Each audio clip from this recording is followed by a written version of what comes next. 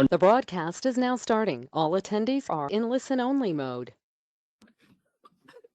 Okay, so we're starting now. David Rios from V Suite's Senior Director. We're super excited about this opportunity to have everybody on the webinar to discuss intern programs and how they've shifted over the past couple months during COVID. And the piece of it that we see is from a corporate housing standpoint, and we really want to see it from the guest and client side of it. So we're super excited to have this amazing panel today, and we'll go around and introduce everybody, and we will start with Danny. Yeah, hi everybody. My name is Danny Combs. I work at Procter & Gamble. As you can see behind me, I'm in the office today, so I apologize for the mask. But you know, while our offices are open, we take the COVID stuff pretty seriously in here. So I've been in the North America Employment Branding and Initiative Leader role for about a year and a half now. Before that, I was actually an HR generalist out in our healthcare R&D organization for about 3 years. So about 4.5 years in total. And my role really revolves around ensuring we have a consistent brand when we show up on campuses and into the students' internships. And then the initiative leader piece is more on, you know, just creating some niche initiatives that really help us, you know, excel with fast hiring, excel with awareness, and then also with close the sale as well. Awesome. How did your intern program this year differ from previous years? Yeah, so a lot. Unless you were a manufacturing employee. So our manufacturing interns the sites are still actually functional. So they still reported to the manufacturing site for their internship and had a full 12 weeks. But outside of that, I mean, in late March, we made the decision to go fully virtual. And it was, you know, we thankfully 2 years ago really started focusing a lot more on our functions. So sales really owning their internship program and brand management really owning their internship program and so on. And so when we got the call to have to go virtual, we gave those functions a framework of, you know, hey, it needs to be at least this many weeks. And, you know, here's the things you should be looking at to evaluate the interns that might be different this year versus previous years. And we also had some capability sessions for our managers and for the interns as well. But outside of that, we kind of let the functions own the execution for their students, and that gave them enough flexibility to test some things out, to meet the specific needs based off of what the interns were going to be working on. But yeah, I mean, it was to answer your question, very, very different because we're doing it all on, you know, WebEx calls, meeting rooms, and it was really relying on the manager to provide a great experience. Awesome, thank you. Marlena? Yeah, hi everybody. My name is Marlena Taynor. I lead the university programs team and diversity talent strategy for McDonald's on the staff and corporate side. So been with the company a little over 2 years now. Spent 8 years at Abercrombie & Fitch before that, leading the corporate talent attraction team, which included the university programs there as well. And so at McDonald's, this was only our second year of the internship. So we had a formal program for the first time last summer, kind of revamped from years past and started something new. So when we realized that we were going to have to do some things differently this summer, we were pretty, you know, sad to see the work that we had done in person. We're concerned that was going to go out the window, but we made the call to go virtual. We did make that decision in mid-April, and then called each of the interns individually to let them know. So we ended up shortening the internship to 8 weeks instead of 10. Wanted to make sure we were balancing the lift on the managers with the intern experience and enough time that they could build up that work portfolio. And so we shortened to 8 weeks, shifted back the start date by 3 weeks so that we had some extra time to prepare, and then confirmed we'd be virtual. We didn't know what summer was going to be like. In hindsight, really glad we made the call to go virtual so that they didn't all have to relocate to Chicago. But then we put together programming. We didn't do just kind of a lift and shift of our in-person program to go virtual, but we really built out different programming, knowing that it was going to be virtual and that we had some different hurdles to overcome. So we'll talk more about that as we get into the Q&A, but we went virtual, and in hindsight, I'm really glad we did that because we wouldn't have had any other choices at this point. Awesome. Hayden?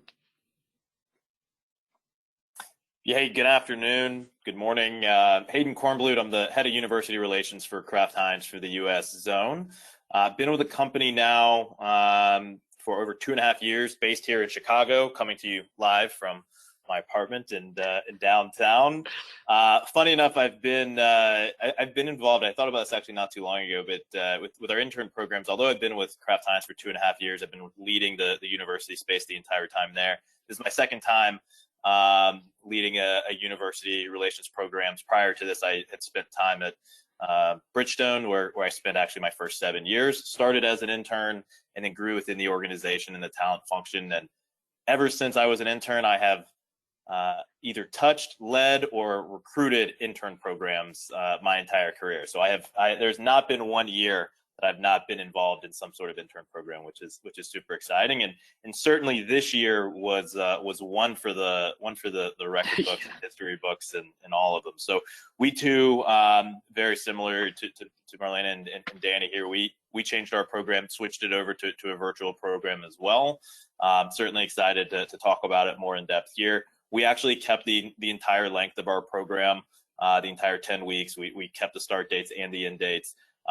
We also made the shift in about mid-March. We made the decision to go virtual. I think I held out for quite a while. We were really optimistic, but also in hindsight, and we also like to say in Heinz sight, if you get the pun, we're glad. Thank you. Yes, we're glad we made the decision as well. And quite frankly, we also updated the program. We kept a lot of the core bits of it, but we did upgrade the program and update it to accommodate a virtual session, virtual program, and to really add in the organic connections and the organic things that typically happen in an in-person environment. We wanted to replicate in a virtual environment. So I'm happy to talk about that more later on in this panel. Appreciate it. For sure. Awesome. Well, we're super excited to get started. For you virtual audiences, we will be sending some polls out to keep everybody engaged, and we'll send out the details of those poll results after the webinar. But let's get right into it. How did you adapt to the new normal in the world today? Marlena, do you want to kick us off? Sure. I'm thinking you mean like me personally or within the internship? You personally and the intern program. Yeah, so me personally, so I've actually been remote for my full 2 years with McDonald's. So the new normal meant I wasn't traveling because I was typically going into Chicago from Ohio usually twice a month, obviously, and then career fair season was peak travel. So in March, when that all kind of shut down, it really changed the travel aspect, but I was very accustomed to the virtual meetings, and my team and I had some good working relationships already going in that virtual format, which was really nice, I think, for all of us as everybody adjusted to a new normal personally. To then have some professional continuity was really nice. In terms of the internship, I mean, it was a lot of the new normal was really like additional availability and making sure that we had the right resources in place so that everybody knew where to find us, how to get in touch, and that nobody was left on an island. So that was the biggest focus for us, or one of the biggest focuses, really making sure that we were available. So means things like hosting office hours where people can drop in virtually, and then also additional one-on-one touch bases, making sure that everybody's got enough on their plates. So that actually increased the connection. So the new normal actually brought out more connections than being in the office for a lot of our folks. That's awesome. Hayden, what about Kraft? Yeah, I would actually echo a lot of what Marlena did and with McDonald's. So from a personal standpoint, definitely, I was used to walking to work and doing that. So I changed that a little bit, just kind of walk around the apartment a little bit to get my my commute there. But overall, it's been a good, good shift, good experience. Company wise, Kraft Heinz, we jumped on it, early on in March there and kind of started investing in some more technology to really support, video and connections, and we've really taken advantage of a lot of those, and I've really seen the company shift very quickly in the last couple of months here to adjust, and all things have been going well, all things considered, of course. From the internship side, very similar. We, as I mentioned earlier, we wanted to make it as organic as possible for our interns and really make them feel like they've got the Kraft Heinz experience. Part of, a big part of that in the way I view internships is, looking at a successful internship is, are they, do they have a strong project to work on, something where they can make an impact? Are they able to build connections and build a network within the organization? And ultimately, do they learn about the company, the culture, and ways of working, right? So that's something we really focused on as part of that. So we created office hours where, we had open hours with our interns. We set up, we met with them every Monday morning, every single week as a group to just rehash last week and talk about what's upcoming. Then we had an end of week wrap up as well. I think our interns actually started getting sick of us, quite honestly, the amount of times we talked to them. But it did build those connections with our team. We also set up a randomized networking across the company, where we asked for volunteers from Kraft Heinz to meet with our interns. So we set up random networking sessions for them to kind of simulate the bump in like an elevator, right? So we were trying to kind of simulate those, very short conversations, 15-20-minute meetings and conversations. And then on top of that, and I think we'll talk about training as well, but we really trained our managers, to ensure that they too were having regular connects, regular meetings, and following up with their interns on a regular basis during the program. Awesome. So I was just made aware that the first poll is going to be going out right now. So everybody that is out there, please engage that. That'd be awesome. Danny, what about P&G? Yeah, so from a team standpoint and how we've started adapting is, we started doing some things to just keep our sanity. Like we created a group meet for our full work team, and we're just like on Friday evenings we start sharing, what people were making for dinner, and things like that, just to kind of keep engaged, because we weren't seeing each other every day in the office. Another thing we did similar to Marlena was we had office hours for our team. For our intern support teams, which are groups of employees who, help make the intern experience as good as possible. And this was just a chance for us to ask questions, share learnings, and get used to kind of over communicating, which kind of gets into the next point of how we've adjusted with the interns themselves, which is, kind of three things. First, be as decisive as possible. So when we made the decision in March to go to internships, we didn't want to have the decision be, well, right now we're trending towards in person, but we'll let you know eventually if we're going to go to virtual. No, we made a really early call, and we're very decisive, and we got a lot of positive feedback, because the interns were like, at least I knew, at least I didn't have to keep wondering and guessing. And we've kind of kept that going forward, where we've had a couple of recruiting events this summer that were going to normally be at our headquarters in Cincinnati. And we would kind of set go, no-go dates. And if it's okay, on June 1st, we're making a decision for this date that's in August. And then we're going to communicate it out to everybody, whether, if we're not feeling, 80 to 90% confident, we're not going to do it. We're going to communicate that out, and we're not going to look back on it. We're going to go full steam ahead. And that's really, really helped us so far. The second thing we've really been working, not only as a team, but when we've communicated with candidates and with interns, is in a virtual world, always over communicate. And so there's a fear, I think, normally, where it's well, I just sent a note explaining this to this population of interns or candidates. So I don't want to over consume them with communication and things like that. But we kind of made the call. It's hey, if there's something we need to send out to these folks, communication strategy is more of, let's make sure it gets out as soon as they possibly can. And again, we saw a lot of positive feedback from that from the candidate side, where I personally thought I might have been annoying to the interns and the candidates. They've always responded back and said, hey, thanks so much. This is all new for me. I'm not sure what's going on. So any chance we can to over communicate is really, really important.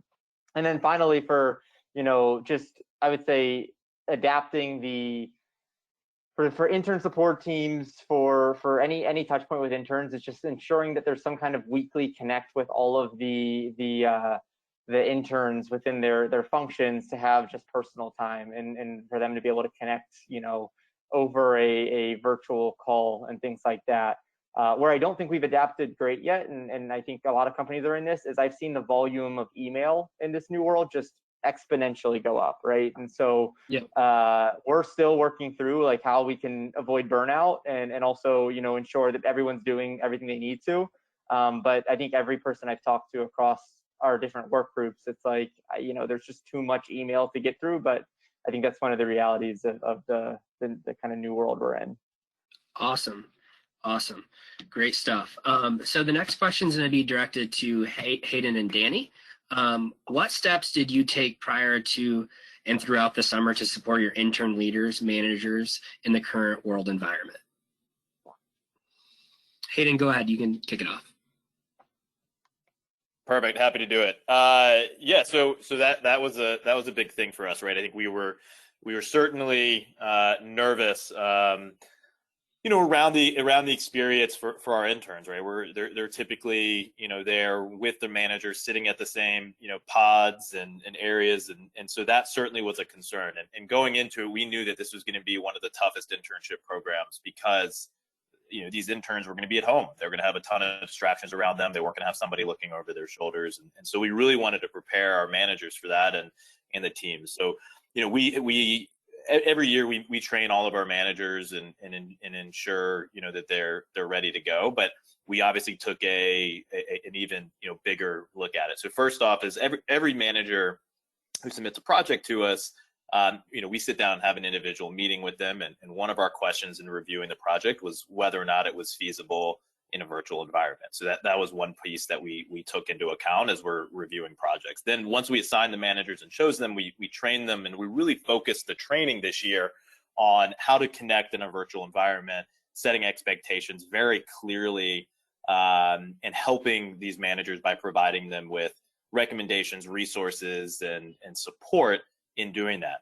So part of that is we recommended, at least for the first couple of weeks, that they meet with their intern every day, whether it's for 5 minutes or 20 minutes, that they meet with them every day, just to ensure that the intern and the manager build a relationship and build it quickly, and that the intern feels supported and not alone. On top of that, as I mentioned, we also had the connects as a university relations team with the interns. We actually also set them up with the managers as well.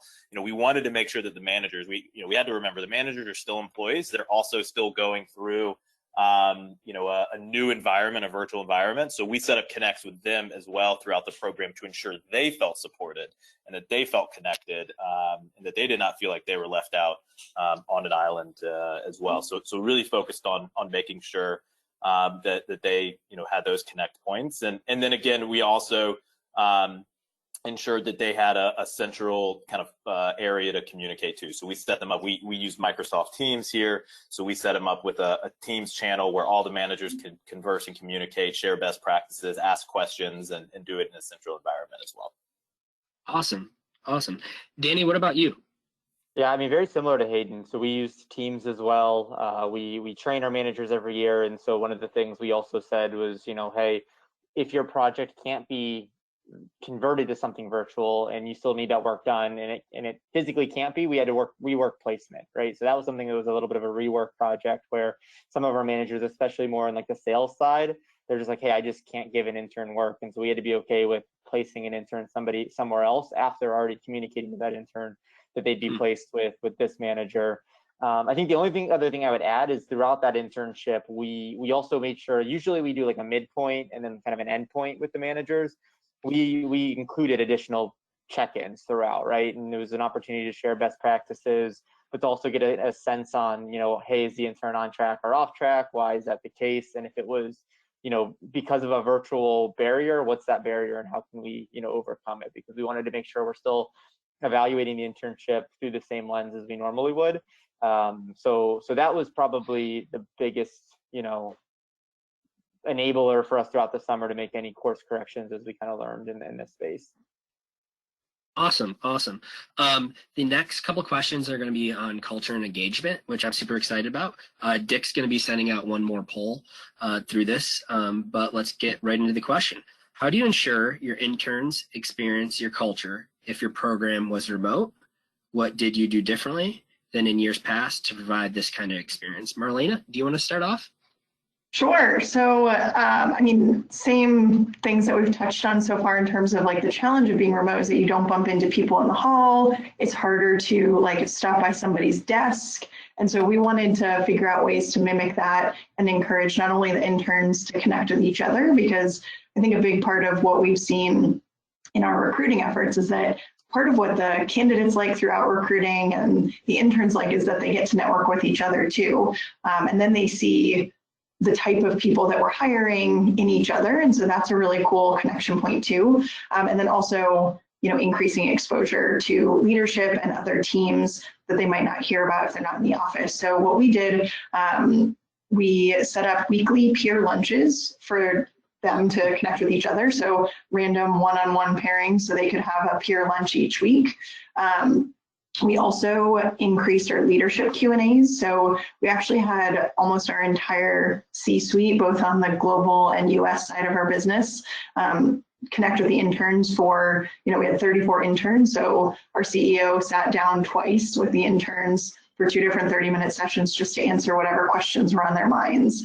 And so they're all on WebEx. And so they got to see the culture from a leadership perspective too, and, you know, met with our global head of diversity and inclusion, CEO, CFO, CMO, and the list kind of goes on, but they had a really good exposure to the leadership team.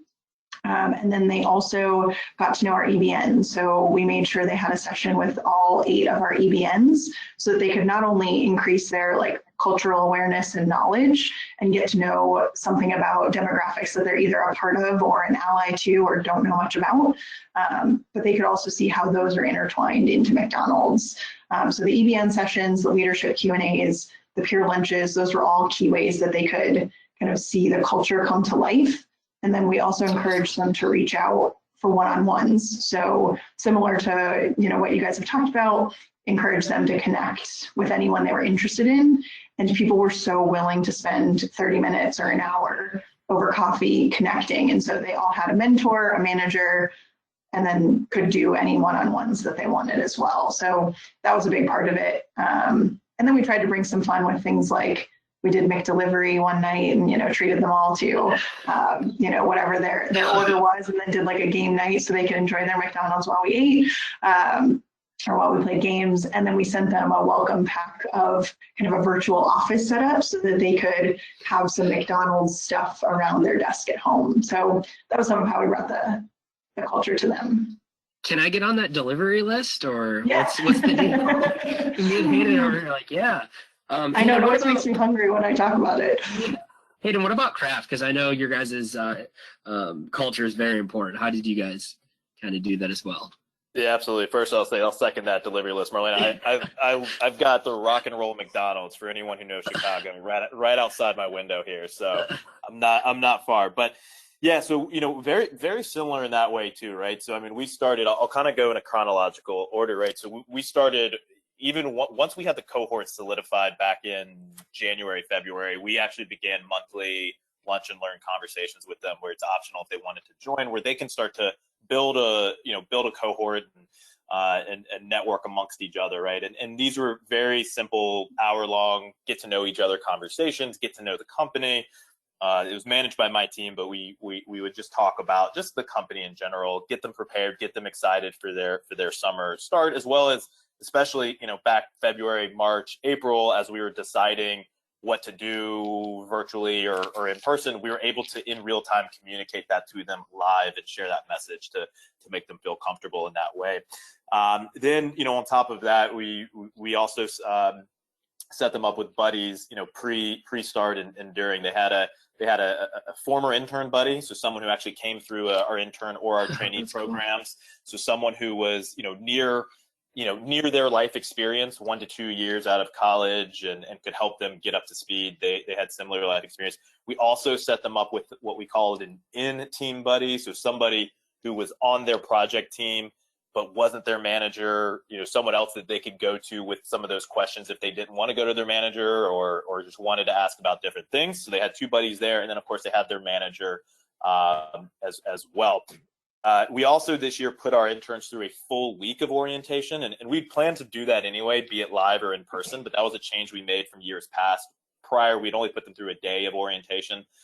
This time we put them through a full week. So in that full week, they got to hear from every president from each of our business units, all of our functional heads, our CFO, our head of US sales, each BU president, as I mentioned. They got to learn about different aspects of the organization from the leaders. They also did 2 different case studies. They focused on that near the end of the week, so they got to get accustomed with kind of the ways of working of Kraft Heinz and kind of how we talk, what we say, what acronyms. We're obviously very acronym heavy. We have a whole acronym list that we give to them. So we did that, and then every week on top of that, as I mentioned, not only did they meet with my team and with others, we had them every single week meet with a different leader from a different part of the organization. So they got to hear from each function in each part of the organization from a different leader and a different executive. They every other week would split between a case study or an Excel challenge. Again, another way to build a cohesive cohort there, as well as to learn our ways of working. And then we also just did random we did get-togethers every other week. We called them social get-togethers, and on the opposite week, we also scheduled them with small lunch meetings where they got to again get to know one another. We also had the random networking piece, and our sales team sponsored an underrepresented minority intern networking where we paired underrepresented interns with folks from the sales organization to again get to know the organization in a different way. So and on top of that, we also sent some Kraft Heinz gear, some products and stuff. So mac and cheese. Yeah, send them some mac and cheese, send them some swag and some notebooks and things like that, so that they could That's they cool. could feel right at home. That's awesome. Thank you. The next question is going to be for Danny and Marlena. How many and what type of engagement activities did you host? Danny, you can kick it off. Yeah, so centrally, so like I said, we did for our intern programs, we did kind of allow our functions to kind of own execution for the intern program, but we also recognize the need to still have the interns all come together at certain points and in a way where they're getting something out of those connections too. So we had, I think, around 10 different kind of intern capability building sessions throughout the summer that we invited all interns to, and we held them 2 times each, right? So in case there was times where the one intern couldn't make it or whatever, they'd have an opportunity to attend the other one. And these weren't just like, so some of them were professional development opportunities, but some of them as well were, so we're located, our headquarters is in Cincinnati, Ohio, and that's where I'm at right now. And I fall into this camp as well, but I always joke with candidates when they come in is Cincinnati is a really, really easy sell because the expectation of Cincinnati before you get here is like very, very moderate. It's like there's not a positive, if anything, there might be a negative connotation, but there's not a positive, and then you get here, and it's very similar to a lot of other cities. It's come a very, very long way very quickly, and it's a great place to live with the sports stadiums all down by the river and everything too. So it is beautiful if you've come down in the last few years, and we couldn't sell that to the interns because they weren't here this year, right? And so we did some things to, like, we had like I live right down by the stadium district, so like we had a call where I was out in that area and was literally like with my laptop showing everyone that space. That's pretty cool. We created a virtual tour video of our downtown headquarters that we sent out to them. And then we also did like a fun Jeopardy, like Cincinnati Jeopardy kind of game that like allowed them to kind of debunk all the myths about Cincinnati, because it's a barrier, but then it's also an enabler for us once they're finally here, to sell them on P&G, on the city, and on our culture. So we had those 10 events, and then it's kind of hard for me to track all the ones our functions did because those were very executed autonomously based off what they wanted to do. But those were things like get the functional leader to do a presentation. Maybe they sent some swag. Each individual intern group got some swag along with it. Some of the P&G products, Tide Pods, all that good stuff, and very clearly marked as detergent, not as food. So I was we going made to sure ask to, that. to educate interns on that. Yeah. But no, I mean, I think it was essentially, like I said, about 10 events throughout the summer. And then we capped it with a executive roundtable with like our CEO, our chief brand officer, CHRO, all doing kind of like a fun Q&A with all the interns based off their experience. That's awesome. Marlena, what about at McDonald's? Yeah, so I'll be honest that I don't have a count because we did more like we wanted to make sure. So like they met with all 8 EBNs, like I mentioned. They probably had 10 leadership Q&A sessions, and then they did lunch and learns. So probably again one of those each week. We were trying to balance the manager strain and workload and like filling the interns' time with value add, culture enriching, like good experience. So tried to have a balance each week. So I'd say each week they were probably doing an EBN session, a leadership Q&A, and a lunch and learn. And then we had a few other more like social events where, you know, we did like the McDelivery game night where we played 2 truths and a lie. They each sent in, you know, their questions, and then they could like try to guess and get to know each other that way. And then could each have a moment to shine in the spotlight. And then we also did like a trivia night with them, again, virtually. And then to wrap up, did kind of a like summer reflection with them. So I'd say there were 3 like evening more social events, but then a lot of social events and kind of like experiences each week too. Awesome. So the next question is kind of going right off that one, and this is for everyone. How have you created opportunities for interns to feel connected to each other and your company's culture throughout the program? Hayden, you can go ahead and start this one. Yeah, no, thanks for that. So I think, you know, part of it touched on already, right? So we started very early on by just building that cohort and that cohesion. It's interesting because we do have a number of years of interns and trainees that come through, and it's kind of a tradition where their first meeting, they all build a group me or chat or whatever they do so that they can all communicate together and independently of my team and anyone else. So that's something we really encourage them to do, and they do that. And so that's part of it. We also, you know, have them work in these case studies and different group challenges. We swap the groups every time so that everyone has an opportunity to work with one another and build that experience. And then we do kind of these, you know, again, these fun events, you know, from Kraft Heinz Jeopardy, where we actually built out a, you know, Jeopardy board and do these fun things, to what are they, like Jackbox games, like that sort of stuff. So we did a lot of these like fun activities that, you know, while, you know, we weren't in person, you know, we still wanted to make it fun and interactive and have them, you know, have an opportunity to connect with one another. We also, you know, in every training session, and we, you know, we encourage them to use the chat box, right, and encourage one another, you know, double tap on something someone said, applaud them. So we encourage them to use all the technology that they could to make it as kind of virtually rowdy as possible, where you wouldn't really necessarily do that in a live session, but in a virtual session, you can be rowdy without being noisy and still show that encouragement to one another. So that was something that we really, really stressed this year and saw that, and was really excited to see it come to fruition. That's awesome. Danny, what about at P&G? Yeah, I think one of the different things through my answers a lot, I think it's one, just relying on the people. So relying on our managers to be their full selves, and then really kind of, you know, that's the people for us, you know, are very, like, they make up the culture. And so we just, you know, as much as we could to enable them and encourage them to be comfortable to step outside their comfort zone and how they interact with the candidates, to really show, you know, how they brought themselves to the virtual office every day was really important. But one of the other things I think differently that we did was we connected I've talked a couple times about these intern support teams. We also have new hire networks. And so we connected the new hire networks very intentionally with the intern support teams, because a lot of these new hires are also going through their first day at P&G virtually, right? So they're learning in this virtual world as well. And so a lot of the programming, a lot of the activities, and the leaders for both our intern support teams and our new hire teams, I think, collaborated a lot more than they ever would have, so that, you know, new hires can make connections with the interns can make connections with not only the new hires, but like the leaders and the people who are connecting with the new hires as well, which I think just helped, you know, increase that amount of connectivity.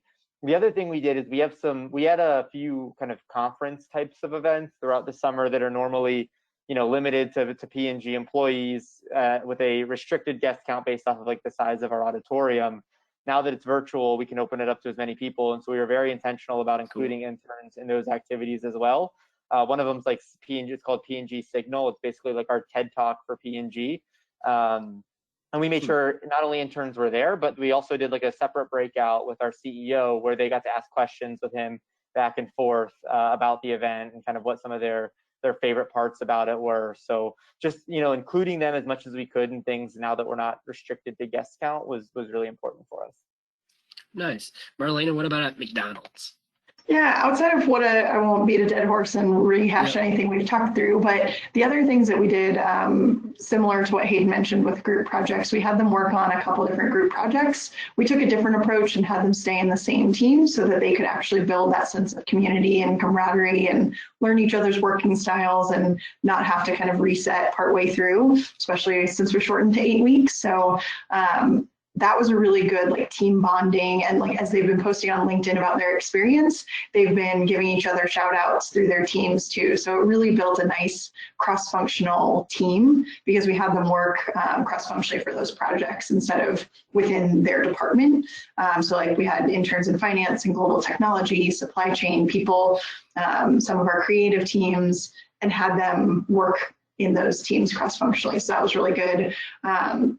And then we also, similar to what you guys mentioned, we had community building sessions from, starting in March. As soon as we knew there was likely going to be changes to the program, we went ahead and started getting everybody on WebEx and encouraged them to like turn on their cameras, get to know each other, and used it more to like build that community before we started. And we got a lot of good feedback that the interns appreciated that too. So they had good chances to like get to know each other outside of just seeing each other in like formal presentations. Awesome, thank you. So the next section is accommodations. There'll be a poll going out for the audience. This is for everyone. Do you assist with the housing for your intern program? If so, how is it set up? Marlena, do you want to start off?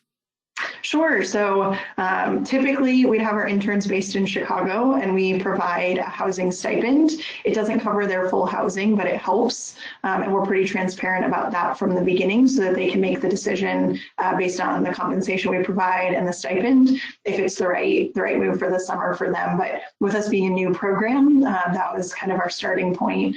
And so provide the stipend. We still provided it this summer because we knew some of them would either still be signed up for housing and still be moving to Chicago anyway.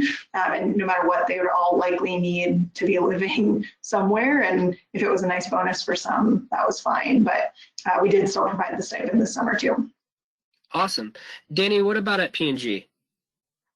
Yeah, very similar to Marlena. So we provide a stipend. I mean, in most cases with, again, Cincinnati's cost of living, it's pretty low. So so we provide options that the stipend will cover the full thing. However, if you're wanting to, go to, and most of that then goes to the students going to one of our local universities and having them stay there. And so that's a great way for them to kind of build community with each other because they're also kind of living co-located in the same space. However, if the students want to live, somewhere downtown in a nicer apartment or something like that, we were actually just working with V Suites this year and meeting with Brittany right before COVID hit to try to pull something like that together. So that's something we look forward to kind of moving into once, COVID and we're it can hopefully start subsiding and can have people start moving back to Cincinnati for internships. But again, we give them the stipend, and that's an opportunity for them to use if they wanted to go to a V Suites furnished apartment or a downtown Cincinnati apartment or something like that. But it is really kind of their choice where they want to relocate for. Awesome, great shout out. Thank you for that. Of course, I'm here all week. Hayden, what about at Kraft Heinz? Yeah, so for our interns, we actually provide them with housing through their entire internship program. So the entire 10-week, we host an undergraduate and an MBA intern program, and we've also worked with V Suites in the last couple of years, both here in Chicago and across the country. We do house our interns. We have interns in Chicago as well as out in many other parts of the country where we have sales offices and manufacturing facilities. So That's our normal offer. That's part of our standard offer when we give that to our interns. This year, obviously they were virtual, so we did not provide housing. This year we did confirm before we did that. We checked with all of the interns to ensure that they had housing prior to making that final decision. Unfortunately, they all were covered and felt comfortable with that. So Awesome. That's awesome. The next question. Oh, Brittany just texted me. Thanks for the shout outs. So good job. What measures, this is for Hayden and Danny, what measures have you set up for having multiple interns in an apartment, or have you been scheduling just singles? And I know we chatted on this a little bit prior to the call, and I just wanted to get your feedback. Danny, you can start off on this one. Yeah, so this is an area where, especially until I'll kind of back up to when COVID first hit, and the one area we were having people relocate to was for our manufacturing sites. And one of the big issues we had with that is some of our manufacturing sites are so remote that like places we would normally place them in and have them go to weren't allowing that to happen, right? And so especially as we thought of our intern program, we have another kind of third way of placing people for our sites, and it's through a kind of like a host housing program.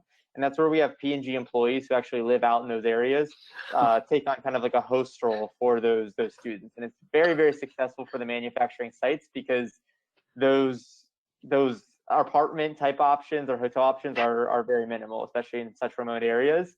So what we did was we gave them very strict kind of, COVID type guidelines and ensured their apartments were kind of COVID approved before we would allow them to be in the host housing program. But once we ensured that, that's how we placed the majority of our interns for the site itself. But aside from that, I mean, for the ones who did want to go to apartments, we gave strong guidance on, hey, one per, like, look for single units or kind of one person per, just for your own personal safety. We did have an intern who, and the reason for that too is to kind of also, if we started putting all these guidelines, processes in place and something were to happen, we would also accept a lot more liability as well on the back end too, right? Great point. Not liability, we weren't afraid to, like, I mean, there was an example where we had an intern who did end up, he was located in Texas because he went to school at University of Texas and was doing the virtual internship and had a roommate. I don't even think the roommate worked at P&G. Roommate ended up getting COVID. Candidate's like, well, now I have to find somewhere else to live. I can't be in my apartment for the next month.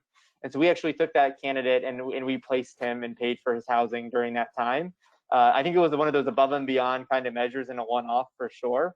But it was something that we wanted to make sure we made right for the intern because it's an important moment of truth in a very, very hectic and crazy time in his life. So that was just an example of how we kind of moderated it, but we didn't try to get too involved from a, here's how we're going to structure it for the interns.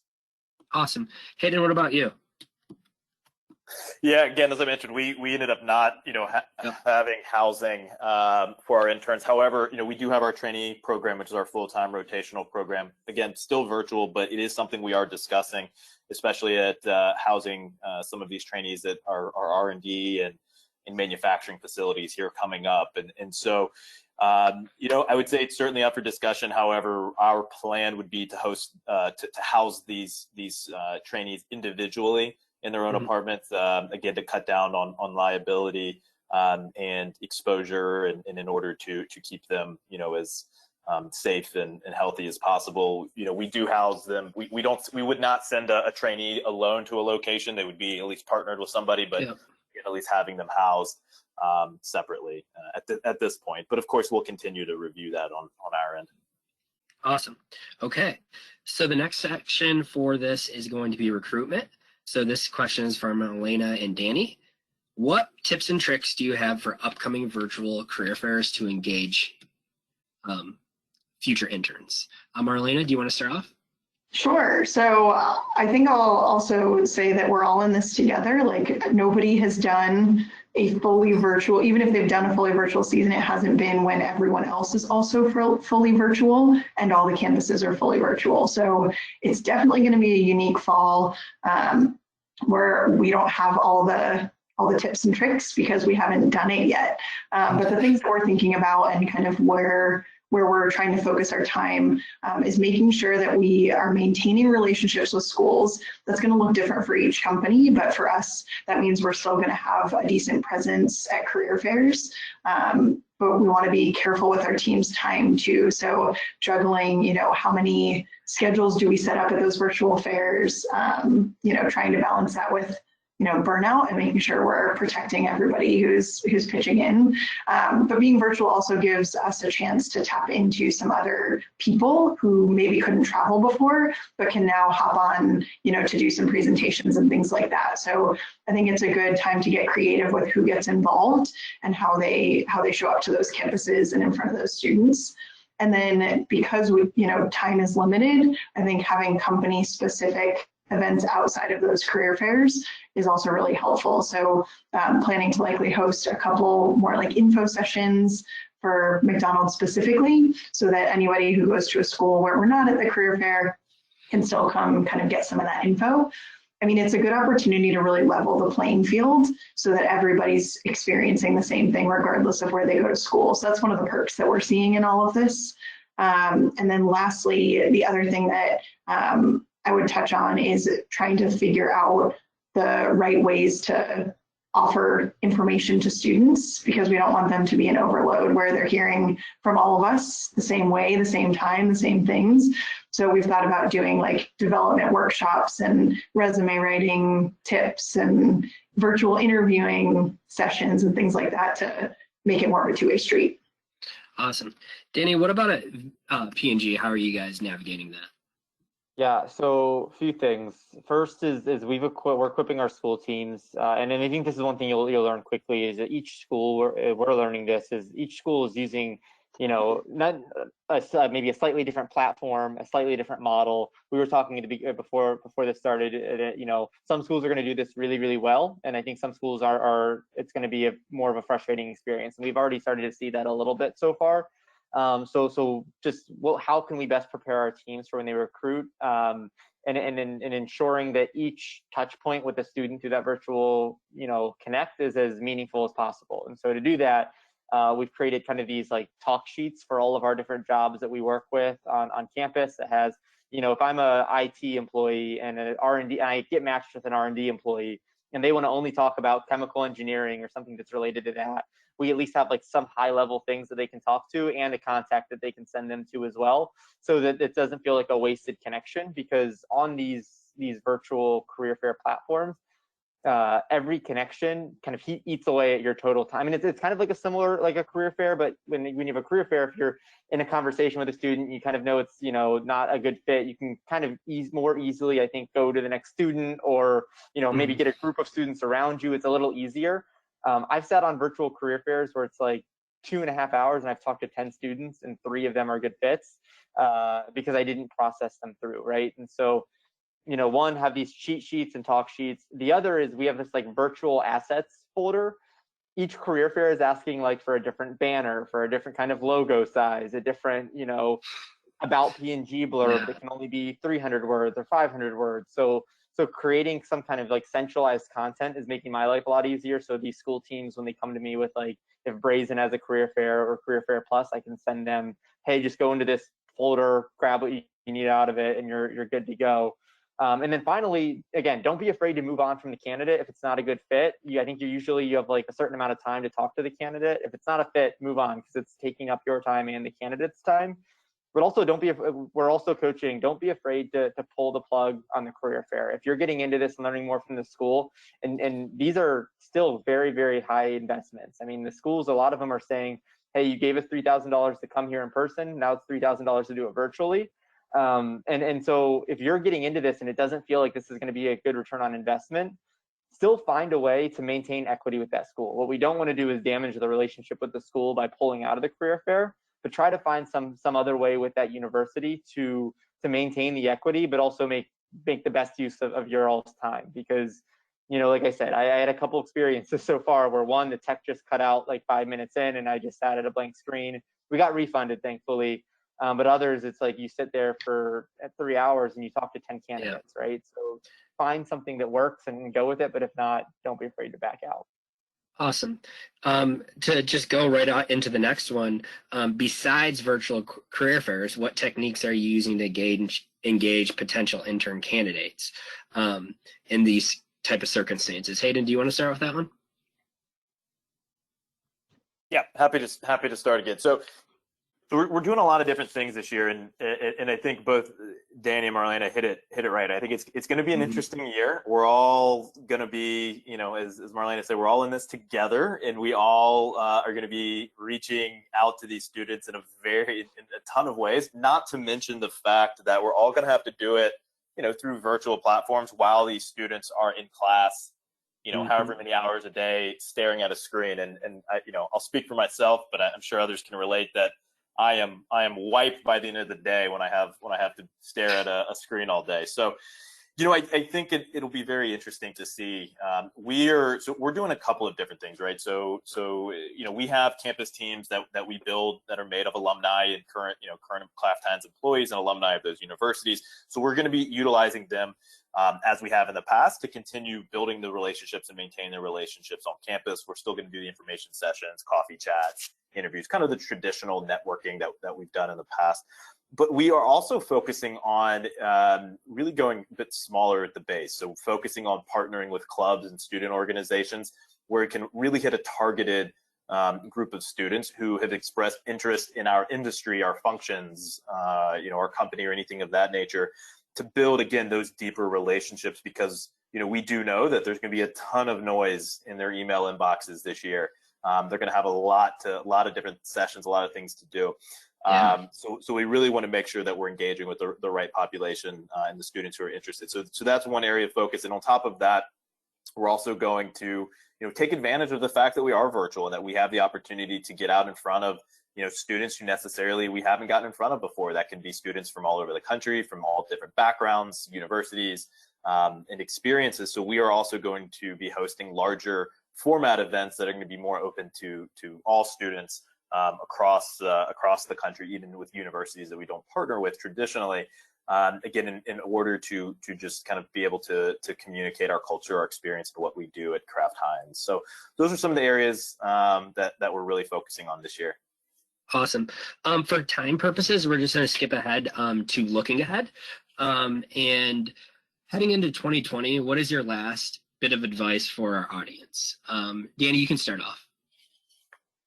Yeah, so I keep telling my teams this too.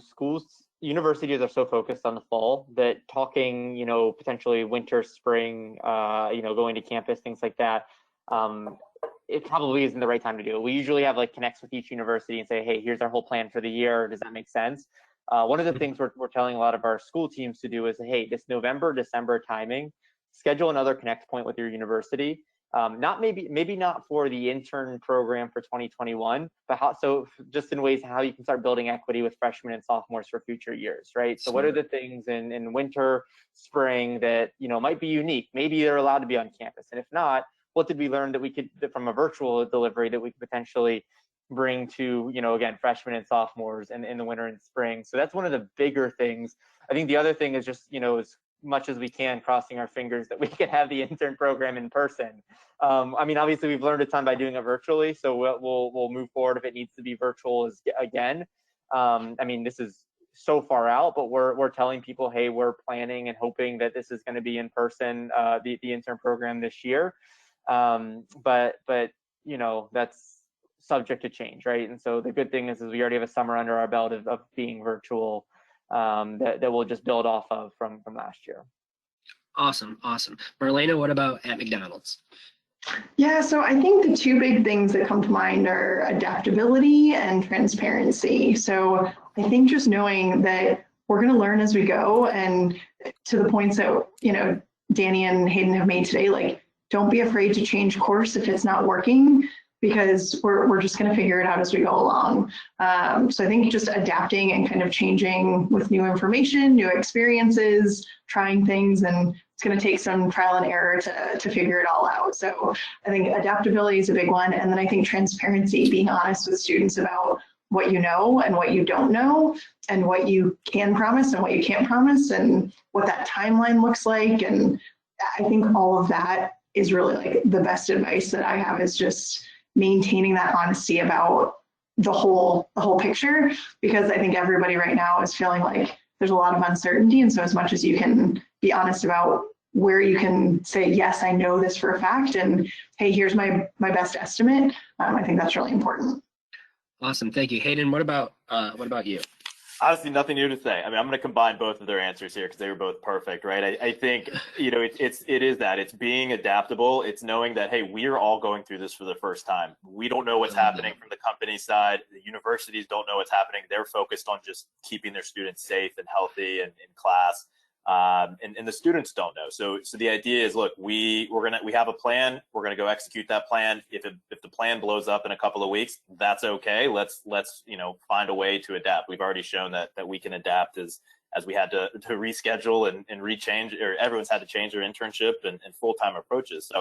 So keep that. The transparency piece again is another thing. We don't know what we don't know, and again, we're all running through this. And I know everyone wants to know, when are you going to return to the office? When are we going to be back in, all of that. And it's okay to just say, hey, we are going to do what's best for our employees and for our company and keep ourselves safe and healthy. And that's okay. And we're going to work our best to get back, but we're going to do it in the right way. And that's the answer we've really given to anyone, all of our interns and trainees as they've come through. And then also, the other piece is we of course want to get out and we want to plan for the next year and keep going. But the idea that the thing with that is we don't know what's going to happen, right? So for what I'm telling my team is take it one day at a time. Let's just bite off a day at a time, a week at a time, and a month at a time. And let's just focus on that right now. Let's ensure that we're doing right by our candidates, that we're focusing on them. And then we'll attack, 2021, 2022 and beyond once we have more clarity of what's going on. I love that. Lastly, I'd just like to add, hey, Danny, Hayden, and Marlena, thank you so much for taking time out of your day to answer some of these questions. And, I love hearing that we're all in this together. And, if there's anything we can ever do to help, please don't hesitate to reach out. And Britt's telling me I have to end. So I think that means I do. So, and everybody attending, thank you. And I hope you took something away from this. So thanks, guys. Thanks, everybody.